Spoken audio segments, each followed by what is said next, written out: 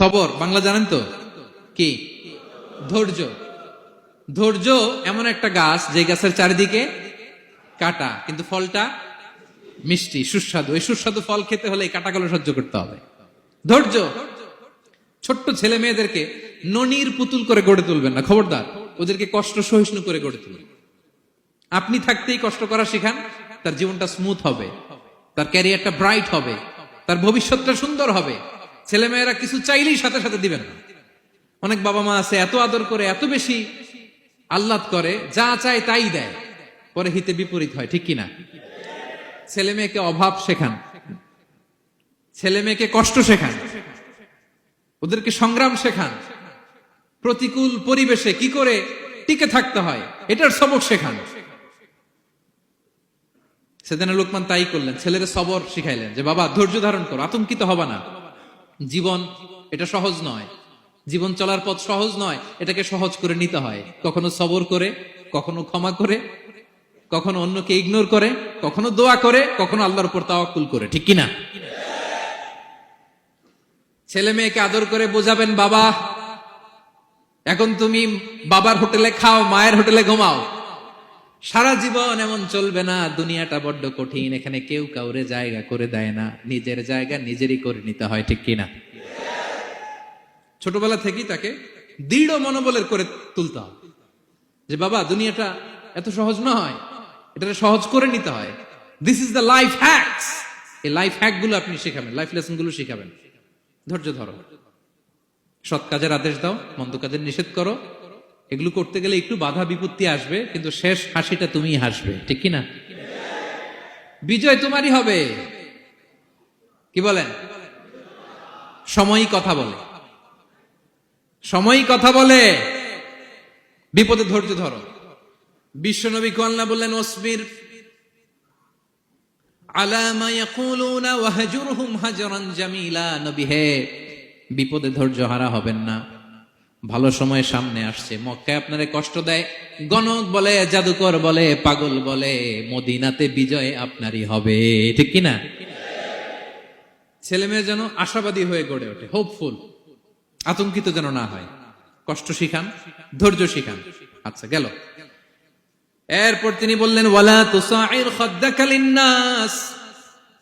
ও আমার কলিজার টুকরা সন্তান, ওয়ালা তুসাইর খাদ্দাকা লিন্নাস, অহংকার করে মানুষ থেকে মুখ ফিরিয়ে নিও না। ছেলেরে এবার সোশ্যাল বানানোর চেষ্টা করতেছেন, হ্যাঁ? ওয়ালা তুসাইর খাদ্দাকা লিন্নাস। দেখেন একটার পর একটা, প্রথমে স্রষ্টারে চিনাইলেন, তাই না? এরপরে স্রষ্টার ক্ষমতা সম্পর্কে শিখাইলেন, এরপরে আধ্যাত্মিকতা শিখাইলেন, এরপরে ইবাদত কি সেটা জানালেন, এরপরে তিনি সোশ্যাল এঙ্গেজমেন্ট কিভাবে করবেন, সোশ্যাল রিফর্ম কিভাবে করবেন শিখালেন। এবার মানুষের সাথে কিভাবে মিশতে হয় সেটা শিখাচ্ছেন।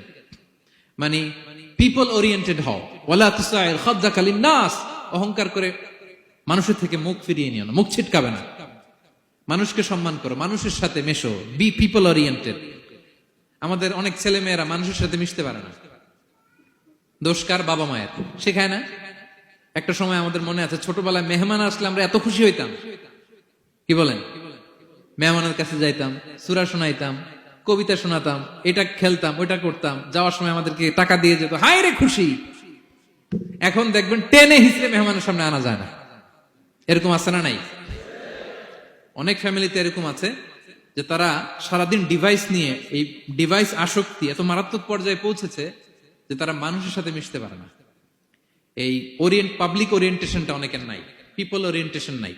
অনেক ছোট বাচ্চা, মেহমান আসছে, তুমি একটু আসো, সালাম দাও, বসো, আসতে চায় না, বসতে চায় না, কারণ ওরা শিখানো হয় না। সারাদিন দিয়ে রাখছে কি হাতে?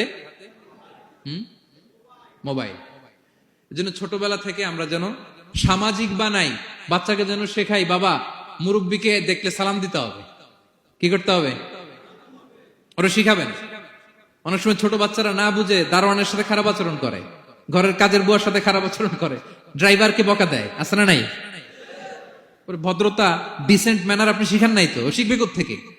এই তো শুরুতেই বললাম যে গরুর পেট থেকে বেরোলে গরু হয়, কিন্তু মানুষের পেট থেকে বেরোলেই ওটা মানুষ হয় না। ওটারে মানুষ বানাতে হয় দিনের পর দিন, মাসের পর মাস, টিউনিং করে, পলিশিং করে, গাইড করে করে মানুষের মতো মানুষ বানাতে হয়।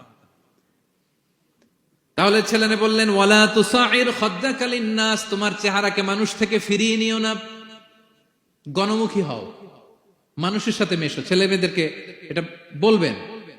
শহরে থাকলে মাঝে মাঝে গ্রামে নিয়ে যাবেন, কাদার মধ্যে ছেড়ে দিবেন, হাট বেটা, হ্যাঁ, কাদায় ছেড়ে দিবেন, পুকুরে ছেড়ে দিবেন, দৌড়াদৌড়ি করতে করতে তারপরে তারা শিখবে, দেখবে। মাছ, জ্যান্ত মাছ দেখে নাই আমাদের অনেক ছেলে মেয়ের, আছে না নাই? ওরা ভাবে মাছ বোধহয় ওই ইয়ের মধ্যেই পাওয়া যায়, শপিং মলেই পাওয়া যায়, ফ্রিজের মধ্যে থাকে, এরপরে এটা খাইতে হয়। জ্যান্ত মাছ দেখলে দেখবেন ভয় পেয়ে গেছে, কারণ শেকড়ের সাথে এদের কোনো সম্পর্ক নাই। এরা যেন গণমুখী হয়, শেকড়ের সাথে যেন এদের সম্পর্ক থাকে। হ্যাঁ, এটাই দেখেন, এই উপদেশটা কয় হাজার বছর আগের। মনে হচ্ছে যেন আজকের পরিস্থিতি দেখে দেখে লোকমান ইসলাম ছেলেকে অ্যাডভাইস করতেছেন। সুবহানাল্লাহ পড়বেন না? ওয়ালা তুসাইর খাদ্দাকা লিন্নাস, মানুষ থেকে মুখ ফিরিয়ে নিও।